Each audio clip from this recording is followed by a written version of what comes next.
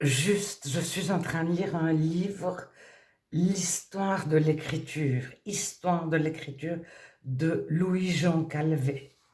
Et il nous parle bien sûr de la Bible. Et dans les universités, sur n'importe quel sujet, que ce soit les sciences, peut-être pas tous les sujets, ou justement l'histoire de l'écriture, tous ces grands érudits en viennent à prendre possession pour ou contre la Bible, et souvent contre, et même contre Dieu. Et euh, ici, à la page 56, il écrit concernant la tour de Babel. Donc, ils ont construit une tour, et puis après, Dieu, dans la Genèse, les dispersa et leur donna à chacun une langue différente. Peut-être pas à chacun, mais tout le monde, plus personne ne se comprenait. Alors, il met, selon la légende, donc c'est déjà une interprétation, les hommes avaient entrepris la construction d'une tour dont le sommet devait atteindre les cieux. Et Dieu, pour les punir de leur arrogance, sema la confusion des langues. Selon la légende. Et puis, il cite la Bible réellement, Genèse 11, 8 et 9. Alors, Genèse 11, 8 et 9 ne met jamais que Dieu punit, ne dit pas qu'ils ont de l'arrogance. Il n'y a pas écrit Dieu les punit. J'ai lu tout le chapitre 11 en entier. À aucun moment il est écrit Dieu les punit. Alors, en tant que non-chrétienne ou qui ne connaît pas la Bible ou qui ne suis pas habituée à lire des livres comme ça, je vois selon la légende, les hommes avaient entrepris la construction d'une tour, etc., que Dieu, pour les punir de leur arrogance, sema la confusion des langues. Ça, c'est la légende. Puis après, il y a la Genèse. Puis il y avait les dispersés de la surface de toute la terre et ils cessèrent de bâtir la ville. C'est pourquoi on l'appelle la Babel, etc. En effet, Yahvé confondit le langage de toute la terre et de là, il y avait les dispersés sur la surface de toute la terre. Genèse 11, 8, 9. Alors, si un théologien vient lui dire qu'est-ce que vous avez écrit, il dira j'ai écrit selon la légende, Dieu va les punir, puis après je cite la Bible, puis c'est pas écrit de la Bible. Mais celui qui passe tout droit, il se dit voilà, le Dieu de la Bible, c'est un Dieu qui punit. Alors, pour écrire ça, Louis-Jean Calvet ne connaît pas Dieu. Et soit il ne croit pas du tout en Dieu, soit il a une image de Dieu qu'il a reçue de son enfance ou une fois adulte. Dieu punit. Et donc, il associe Dieu punit en disant c'est une légende à un verset de la Bible où, dans le verset de la Bible, il n'y a pas écrit Dieu punit, mais dans le chapitre entier, il n'y a pas écrit Dieu punit. Alors, cela fait dire à la Bible qu'il y a écrit Dieu punit dans la Bible à ce sujet-là. Donc, quelqu'un qui le lit, qui s'intéresse à l'histoire de l'écriture, c'est un livre, j'entends, c'est pas fait pour les universitaires. Bon, il faut avoir un minimum de prérequis.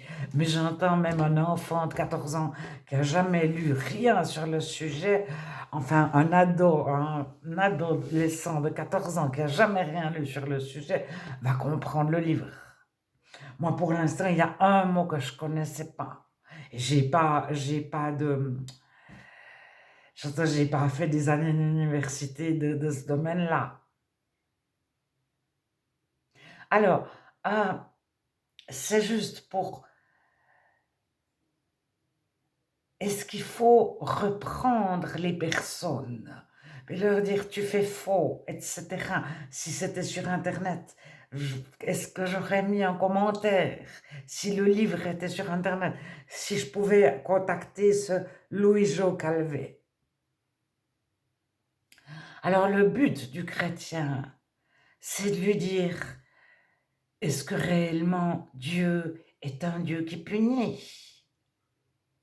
Est-ce que toi, tu as où tu as appris ça?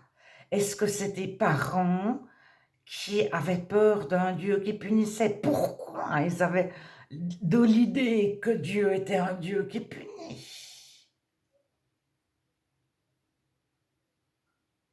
Est-ce que c'est à l'école de ton pays, peut-être, je ne sais pas de quel pays il est, euh, on lui a présenté un Dieu qui punit? Ou il a lu d'autres livres qui avaient les mêmes genres de phrases? Alors il transmet sa, sa distance peut-être envers l'école ou envers ses parents ou envers sa culture. Mais il renie le Dieu de sa culture, mais est-ce que c'est bien Dieu? Ou il parle de légendes, mais donc ce livre, je suis au tout début, il arrive tout de suite à la Bible et il arrive tout de suite à l'hébreu.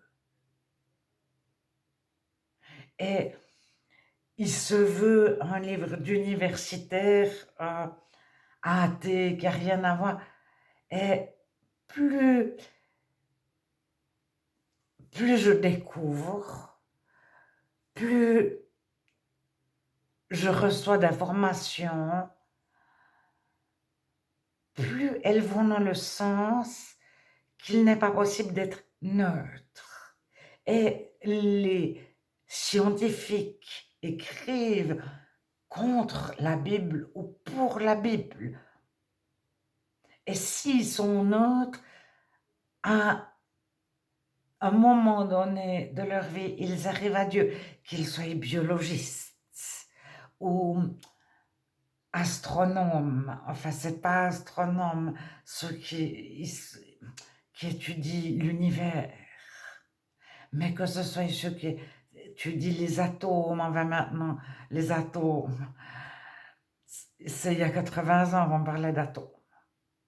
Maintenant, on parle de fréquences, de lumière, de physique quantique, etc. Ces personnes, tôt ou tard, elles s'opposent à Dieu, et même si leur science les conduit vers Dieu, alors qu'elles avaient une démarche sincère, honnête, elles recherchaient la vérité scientifique, au moment où elles arrivent à Dieu, elles sont capables de,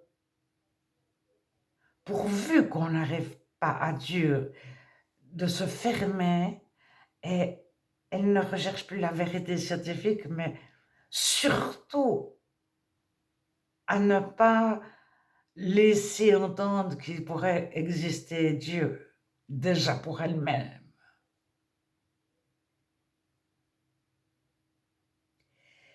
Et je crois que l'évangéliste, avant d'aller lui dire Jésus t'aime, Dieu ceci, la Bible, quelle idée la personne a de Dieu. Si on lui dit viens à Dieu, et puis elle se dit mes parents tremblaient, ils avaient peur d'un Dieu qui punit, d'un Dieu sévère, d'un Dieu méchant, d'un Dieu qui culpabilise, d'un Dieu qui frustre, d'un Dieu qui dit ne fais pas, il faut, tu dois, tu devrais pas. Donc on arrive avec notre beau sourire, Dieu t'aime, et on se fait envoyer sur les roses. Alors, il y a eu un mouvement contraire qui a dit, nous, on va présenter Dieu amour, Dieu amour, Dieu amour.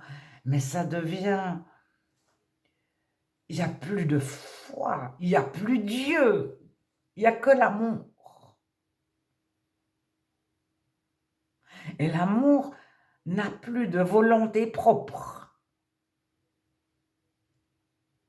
L'amour est une notion qui ne nous voit pas, qui ne peut pas interréagir avec nous en ayant une pensée, en nous aimant, alors que c'est l'amour. Mais l'amour déifié ne nous aime pas. Lorsqu'on érige l'amour en Dieu, cet amour ne nous aime pas, tandis que Dieu nous aime, comme un ami, comme un parent, comme un berger, comme un pasteur.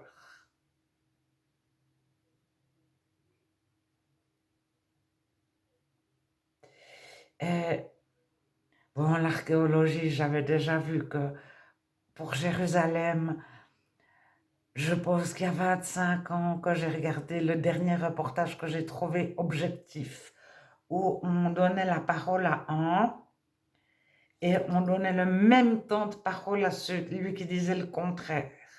Et puis, le journaliste n'a jamais mis en avant un camp ou dit une petite remarque pour qu'on pense qu'un des deux camps mentait ou se trompait ou était un adjectif disqualifiant. Et c'était vraiment un reportage, il y avait une plaque qui avait été trouvée, donc une trace archéologique, où il y avait écrit Dan ou Da. Et les personnes disaient c'est Daniel, ou David plutôt. Et les autres disaient non, non, c'est surtout pas David. C'est David parce que ça, non, c'est pas David parce que ça. Mais le reportage en lui-même était super bien fait parce que vraiment, les personnes qui parlaient avaient l'air intelligentes dans tous les camps. Elles avaient la même cravate. Il n'y avait pas le camp bien habillé, qui présente bien, puis les autres qui ont des barbes de 6 jours hirsutes, et puis qui ont l'air hurluberlus, qui ont l'air peu sérieux, qui ont l'air... Ça donne une impression de personnes, je ne sais pas comment dire, ça les disqualifie, rien que de les voir, on se dit, c'est pas eux qui ont raison, ils défendent leur beefsteak coûte que coûte, pourquoi? Alors, je vous parle de ce reportage qui était exceptionnel, qui donnait le même temps de parole. Chaque personne avait l'air intelligente, sociable, souriante, etc. Mais j'ai vu un nombre, enfin maintenant je ne regarde plus, il y a longtemps que je ne regarde plus, effroyable de reportages où il y avait le camp en costard cravate qui présentait bien, qui parlait, qui avait répété, et puis il y avait l'autre camp, je ne sais pas si ils avaient fait exprès de trouver les personnes les plus mal habillées, ou si c'était quelqu'un qui voulait nous pousser dans l'autre camp et qui faisait exprès de faire paraître son camp ridicule pour qu'au moins on ne croie pas à ce camp-là. Et à un moment donné, ça en devient ridicule, mais ça démontre qu'il y a une Jérusalem, Israël, la Bible, les chrétiens ne peuvent pas être ignorés. Jamais il y a toutes ces choses sur le Coran, jamais il se passe toutes des choses comme ça sur le bouddhisme, euh, sur le taoïsme, etc. Ou sur un autre livre.